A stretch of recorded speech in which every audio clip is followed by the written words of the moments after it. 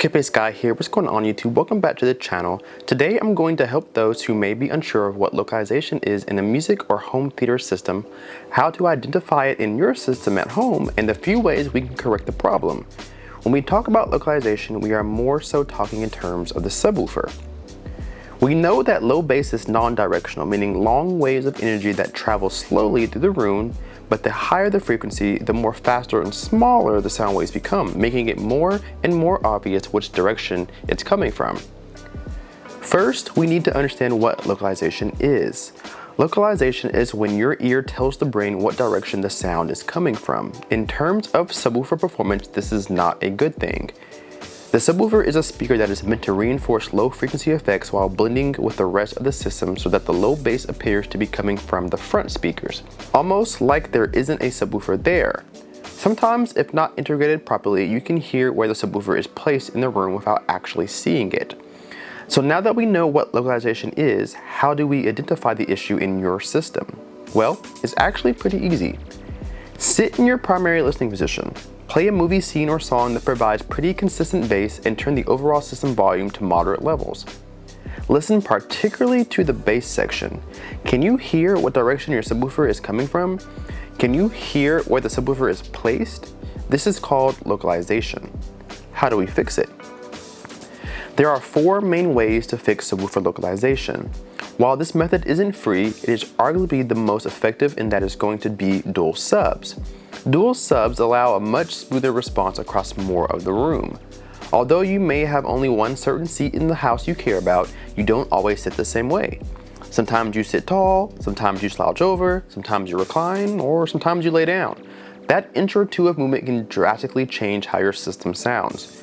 Running two or more subs can help blend the low frequencies with the rest of the system and give you a few extra dBs of volume, making your system more efficient. Going dual subwoofers could benefit your one particular seat more than you think.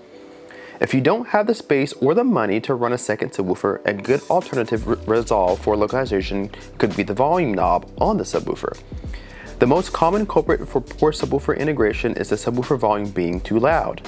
Everyone wants to feel the impact and slam during the action scenes and thunderous moments, but having it too loud could cause your subwoofer to stand out a little too much. Think of a high school choir.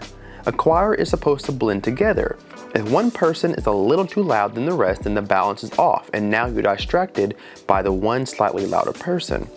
Same concept with home audio. Turning the volume down just a little bit can drastically help the subwoofer disappear within the room without sacrificing its overall impact on the soundstage. A more trickier but effective way to eliminate localization with your subwoofer is the crossover point.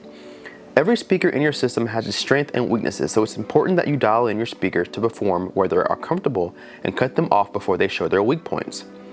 On your main loudspeaker, you have what we call a frequency response that the speaker is comfortable playing.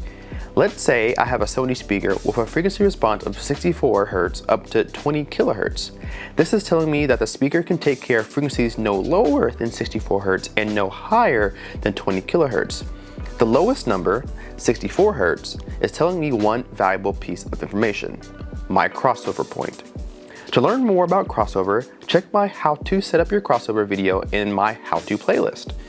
Knowing your speaker's frequency range will help to tell you where your subwoofer should be crossed over so that you can blend your subwoofer with the rest of the system to give your speakers the best chance of blending. To keep this video from getting too long, check the link in the description to get more in detail about setting your crossover.